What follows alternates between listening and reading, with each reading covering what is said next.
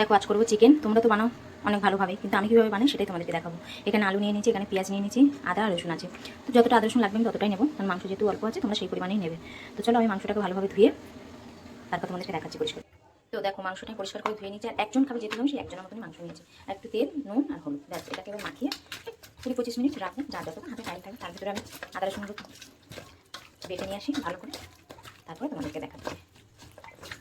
চলো এটাকে কিন্তু সুন্দর করে মাখতে হবে, ভালো করে মাখতে হলে তবে কিন্তু ভালোই হবে, মাংস তাড়াতাড়ি সেদ্ধ হয়ে যাবে। চলো এবার বাদ বাকিটা তোমাদেরকে দেখাচ্ছি 1 ঘন্টা, এই 15 থেকে 20 মিনিট পরে। তেল গরম হয়ে গেছে, আমি আলু কটা ভেজে নেব।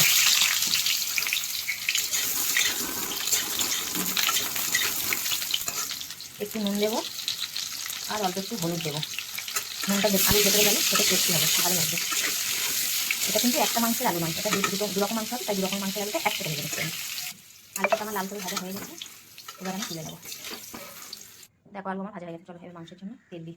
তেল গরম হয়ে গেছে, দেখো এখানে কটা গরম মশলা আছে, শুকনো লঙ্কা, একটু জিরে, সব কিছু ফোড়ন দিলাম। ঠিক আছে, একটু লাল হয়ে যায়, পেঁয়াজটা দিয়ে দেবো।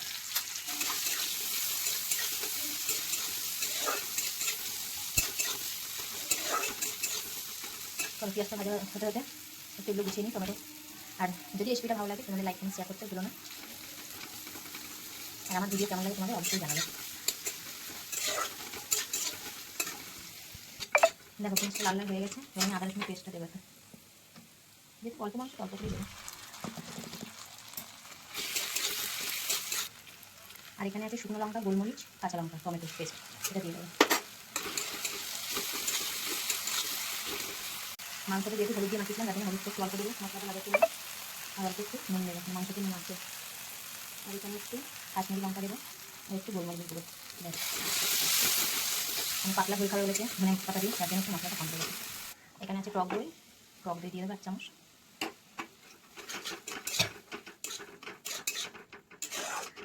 মশলাটা ভাজা হোক। দেখো মশলাটা থেকে তেল ছেড়ে দিয়েছে, ভাজা তেল হয়ে গেছে। ঠিক আছে, আমি চিকেনটা দিয়ে দেবো।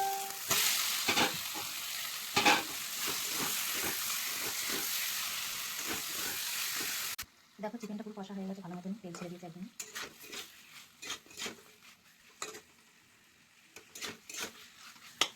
ভালো মতন কষা হয়ে গেছে, এবার জল দেবো। আলু 2 পিস দিয়ে দেবো।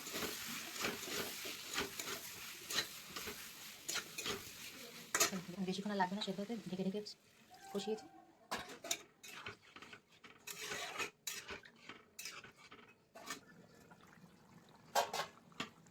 দেখো আমার চিকেন হয়ে এসেছে, গরম মশলা দেবো, দিয়ে নামাবো।